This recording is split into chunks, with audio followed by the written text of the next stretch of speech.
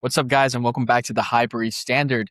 But today we're going to be talking about the signing of Bruno Guimarães. Now, I know I'm a few days late to this particular signing, and the reason for that is because I had made my thoughts on this particular player very well known in my last video when the rumors were circulating. And I struggled to think about what else I could say that I hadn't said already. But given the fact that it's news, we have to go ahead and make this video. And I think the best way to really let my thoughts on this signing known is by asking a question. And the question is, what problem does this signing solve for us? And when you take the time to truly think about that question, you realize that this signing doesn't really make any sense for us. Because nobody, after that Champions League final, said, you know what we need? A center defensive midfielder. No one said that.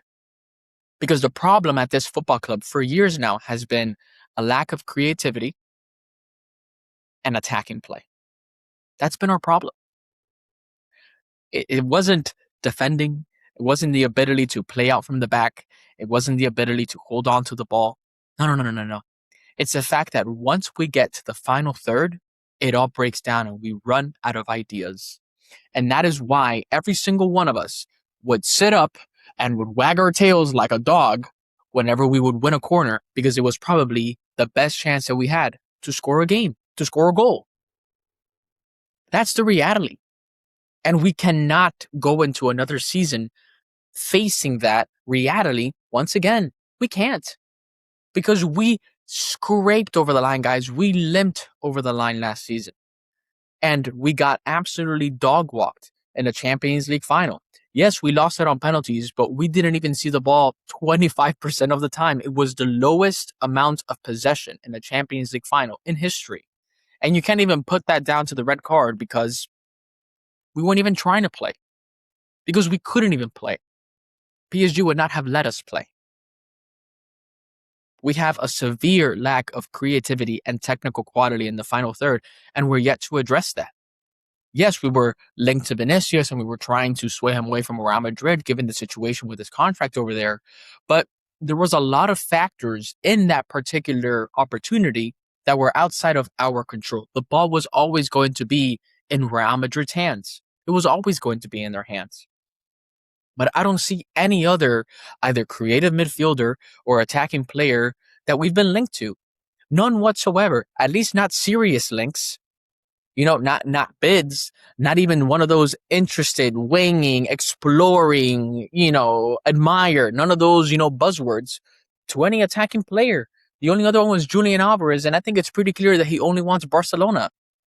So what are we doing? Again, I ask you, what problem does the signing of Bruno Guimarães solve for us? 75 million Great British pounds on a player that turns 29 this year. And when I look at a signing, there are various metrics that I analyze. The first is the price tag. 75 million on a player that we don't need. I'm sorry, you can't justify it. The age profile, he turns 29. If he was 21, 22, 23, and you want to come to me and you say, hey, listen, it's one of the best young players in world football. He's one of the best in his positions. We're securing a star that's going to last us the next 7 to 8 years at this football club. Okay, I could see the reason for it. I could see the vision, but not even that. He turns 29 in November. Does he address a squad depth issue? No, he doesn't. So again, I will ask it a third and final time. What problem does the signing of Bruno Guimarães solve for us? Have the problems that have persisted at this football club for the last 2-3 years, are they still here?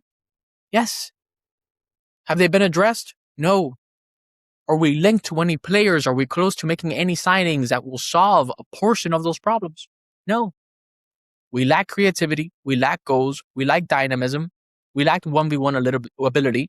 And there's a very real chance that we are going to go ahead and have that very first game against Coventry City have an attacking lineup of the likes of Kai Havertz, Martinelli, Bukayo Saka, and Martin Odegaard. And we've all seen that movie before. We all know what that experience is going to be like. We're going to be excited for it.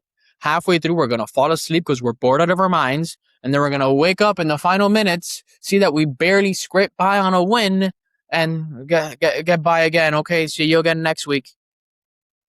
I don't want to go through that for another 9 months. I don't want to go another Premier League season watching this boring, archaic, methodical, slow football again. I don't.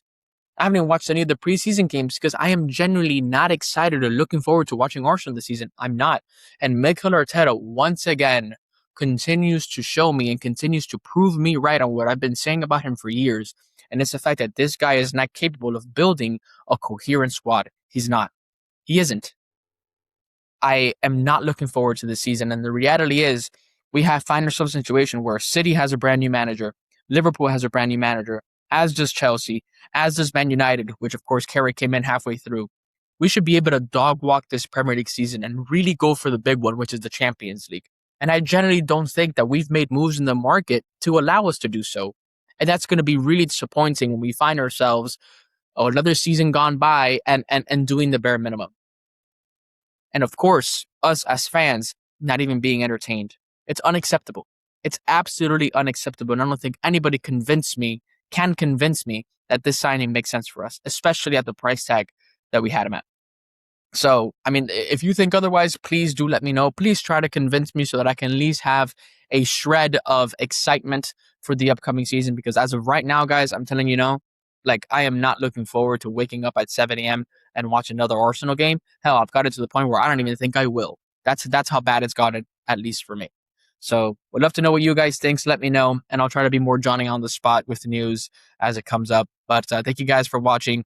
They're going to videos going to start coming a little bit more, fast and frequent as the season approaches. And I look forward to covering my first full season as a content creator for the Arsenal. And thank you guys for being a part of the ride.